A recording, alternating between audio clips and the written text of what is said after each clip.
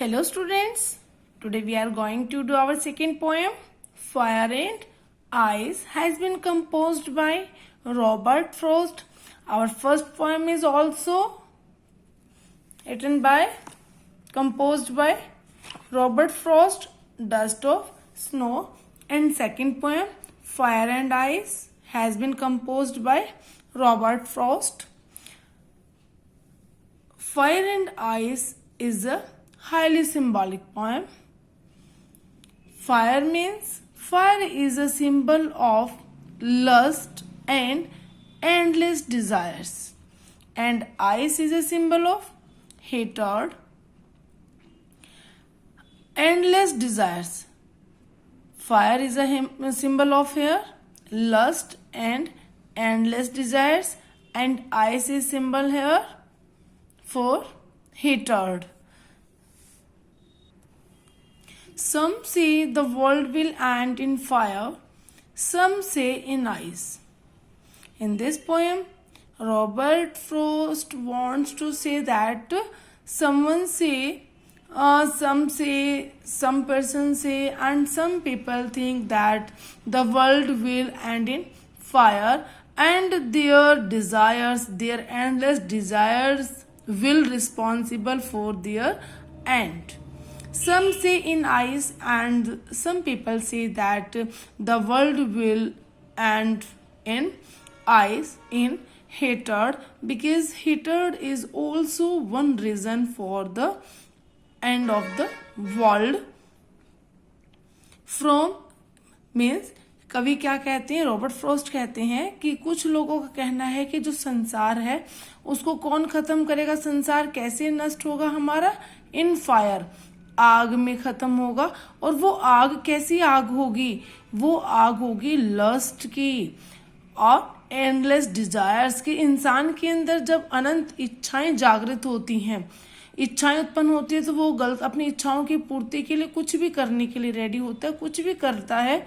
तो उससे क्या होता है, उससे उसका कोई भी गलत काम भी करता है, सब एक दूसरे को मारने के लिए रेडी हो जाते हैं। तो क्या होता है, संसार का अंत नजदीक होता जाता है। सम से इन आइस, और कुछ लोगों का कहना क्या है कि जो आइस है, हेटर्ड है, यहाँ पर आइस किसका सिंबल है, यहाँ पर आइस हेटर्ड का सिंबल है। कि कुछ लोग कहते हैं कि जो संसार है वो हेटर्ड में नफरत से नष्ट होगा, पूरा संसार जो हमारी हेटर्ड है, घृणा है, वो कारण बनेगी संसार के नष्ट होने का।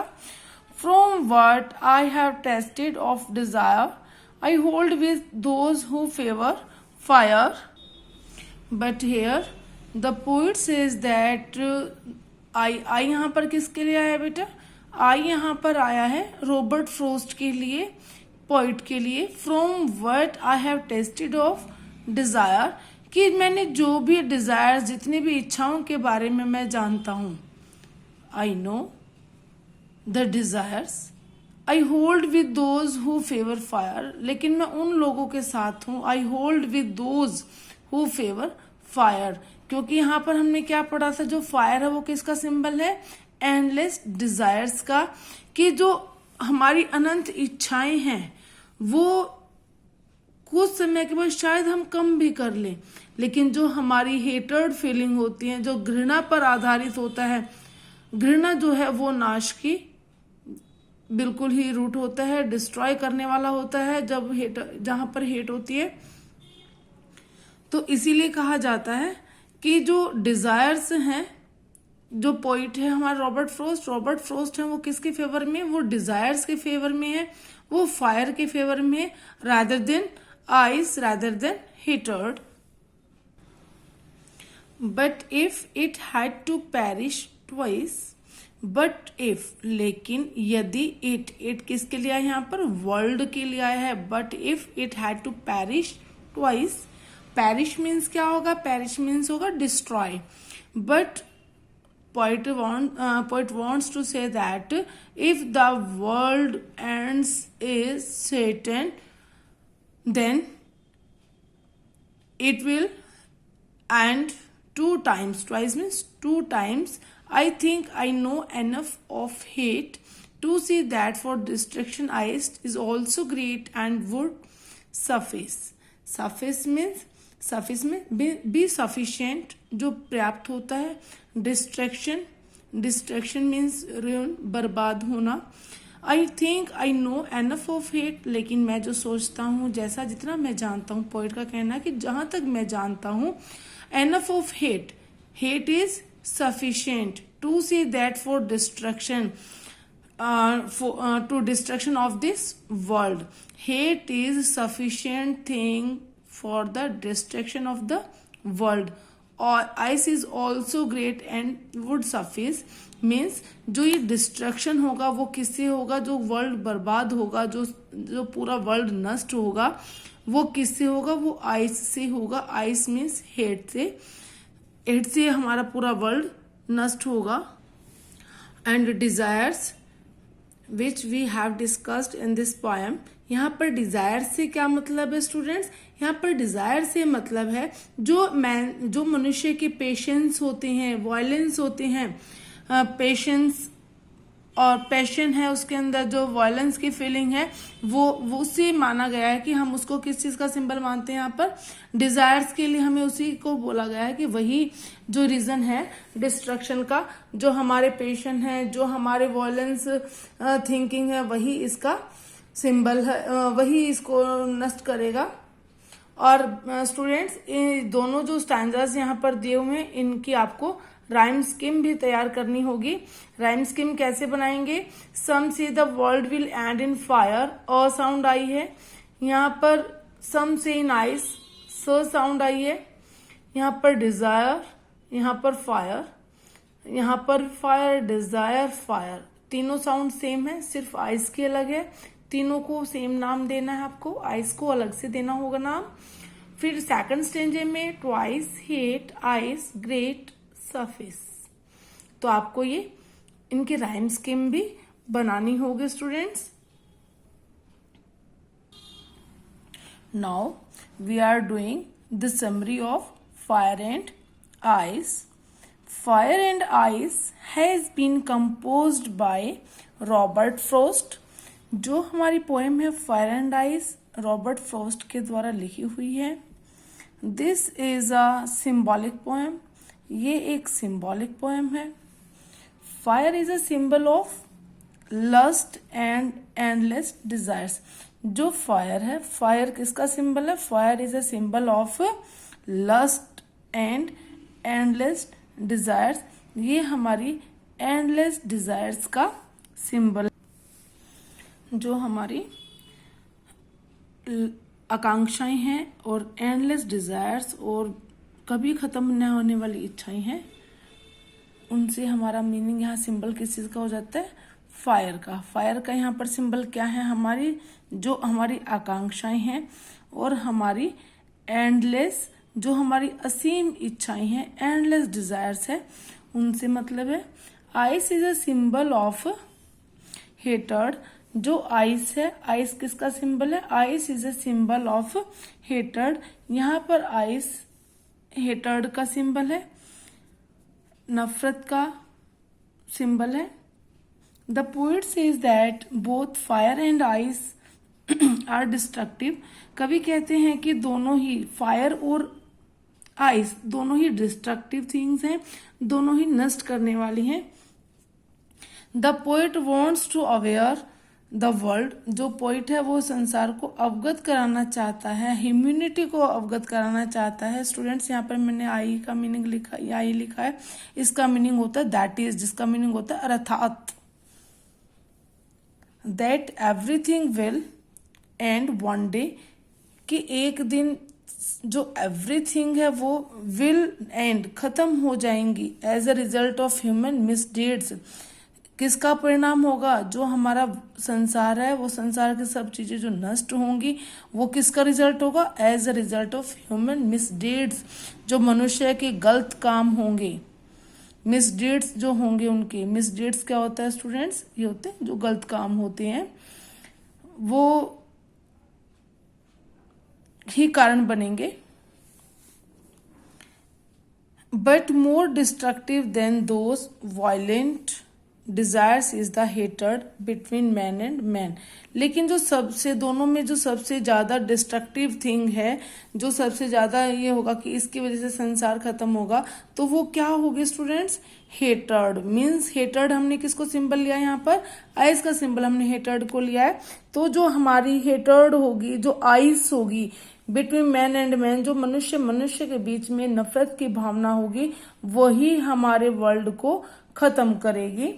The poet thinks that one day this hatred will destroy the world. कवि कहता है कि एक दिन यही घृणा, नफरत इस संसार को डिस्ट्रॉय कर देगी। तो fire and ice both things are destructive things, लेकिन इन दोनों में से जो मोस्ट डिस्ट्रक्टिव थिंग्स है वो कौन सी है? मोर डिस्ट्रक्टिव कौन है? मोर डिस्ट्रक्टिव आइस है यहाँ पर। स्टूडेंट्स, अब हम ये क्वेश्चन देखते हैं। हम थोड़ा सा बैक से चलेंगे, उल्टा चलेंगे। जो ये दिया हुआ है, what is the rhyme scheme of the poem, how does it help in bringing out the contrasting ideas in the poem. इसमें हमें क्या देना है? इसमें हमें राइम स्कीम लिखनी होगी। राइम स्कीम मैंने आपको डस्ट ऑफ स्नो वाली पोएम में सिखाई थी, तो आपको यहाँ पर राइम स्कीम बनानी है। और मैंने इस पोएम में भी आपको राइम स्कीम बताई थी, आपको राइम स्कीम खुद बनानी है। क्या बनेगी इसकी राइम स्कीम? फर्स्ट स्टैंजे की क्या बनेगी? फायर की साउंड आ रही है तो ए लिखेंगे। आइस स साउंड आ रही है, इसे हम बी का नाम देंगे। डिजायर, फायर सेम साउंड है, इन दोनों को हम ए का नाम देंगे। आगे है हमारा ट्वाइस। ट्वाइस को हमने क्या नाम दिया था? यहाँ पर स साउंड को हमने बी नाम दिया था, तो हम यहाँ ट्वाइस को क्या नाम देंगे? बी नाम देंगे। हेट ट साउंड अलग से आ गई है, इसलिए हम इसको सी नाम दे देंगे। आइस यहाँ पर फिर स साउंड आ गई है, इसको हमने बी नाम दिया हुआ है तो हम इसको बी देंगे। और यहाँ पर क्या है? ग्रेट ट साउंड है, ट साउंड को हमने सी नाम दिया हुआ है तो सी देंगे। स्पाइस को हम सी नाम देंगे, बी नाम देंगे, क्योंकि हमने स साउंड को बी नाम दिया है। अ साउंड को हमने ए नाम दिया है, स साउंड को हमने बी नाम दिया है और ट साउंड को हमने सी नाम दिया है। स्टूडेंट्स, आपको बड़ा केयरफुली ये इनके राइम स्कीम करनी होगी। अब हम सेकंड क्वेश्चन पर आते हैं। For Frost what do fire and ice stand for? How, here are some ideas. यहाँ पर कुछ वर्ड्स दिए हुए हैं। Greed, conflict, insensitivity, avarice, fury, coldness, cruelty, intolerance, indifference, lust, rigidity, hatred. जो ये यहाँ पर टेबल दी गई है, इनको आपको दो भागों में डिवाइड करना है। जो फायर के लिए स्टैंड करते हैं शब्द की, फायर इनका मीनिंग फायर हो सकता है, मीन्स डिजायर से मतलब था, और डिजायर भी कैसी? जो हमारे एंड को निश्चित करती है, ऐसी डिजायर जो यहाँ पर वर्ड्स दिए हुए हैं वो किसके लिए? आइस किस लिए यूज हुई है, हमें वो अलग अलग वर्ड्स निकालने होंगे। तो स्टूडेंट्स, ग्रीड, कॉन्फ्लिक्ट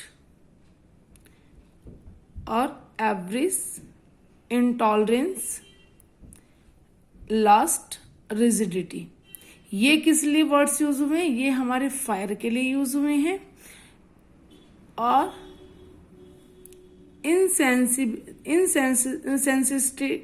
इनसेंसिटिविटी हमारा आइस के लिए यूज हुआ है। कोल्डनेस भी हमारा आइस के लिए यूज हुआ है। क्रुएल्टी भी हमारा आइस के लिए यूज हुआ है। इनडिफरेंस हमारा आइस के लिए यूज हुआ है। हेटर्ड भी हमारा आइस के लिए यूज हुआ है। स्टूडेंट्स, नेक्स्ट क्वेश्चन, हमारा जो फर्स्ट क्वेश्चन है, now according to sequence last, there are many ideas about how the world will end. There are many ideas, बहुत सारे आइडियाज हैं about how the world will end, कि जो हमारा world होगा वो कैसे खत्म होगा। Do you think the world will end someday? क्या आप ऐसा सोचते हैं कि एक दिन संसार हमारा खत्म होगा? हैव यू एवर थॉट, यदि आपने ऐसा कभी सोचा है, what would happen if the sun got so hot that it burst? कि क्या होगा, वट वुड हैपन, क्या होगा if the sun got so hot, अगर सूर्य इतना ज्यादा गर्म हो जाए कि ये बिल्कुल बर्स्ट हो जाए, विस्फोट हो जाए, तो क्या होगा, और ग्रू कोल्ड एंड कोल्डर, या बहुत ठंडा होता जाए, मीन्स सन हो ही ना, तो फिर क्या होगा। दोनों का डिफरेंस आपको बताना है। ये क्वेश्चन स्टूडेंट्स आपको खुद करना है। मैं थोड़ा सा हिंट दे देती हूँ आपको। हिंट क्या है कि अगर सूर्य गर्म होगा, if the sun got hot, यदि सूर्य गर्म हो जाता है, इट विल बर्न एवरीथिंग, तो इस सब कुछ को खत्म कर देगा। इफ इट ग्रू कोल्डर, और यदि ठंडा हो जाता है, there will be night everywhere, without the heat of the sun nothing will grow and everything shall die. अगर सूर्य नहीं होगा तो कोई भी जो हमारी फसल वगैरह है कुछ भी नहीं होगी। Without the heat of the sun nothing will grow, कुछ भी नहीं उगता, और कुछ नहीं उगेगा, खाने के लिए कुछ नहीं होगा, तो वैसे खत्म हो जाएंगे। तो आपको इन दोनों का ऐसे डिफरेंस लिखना है। Okay students.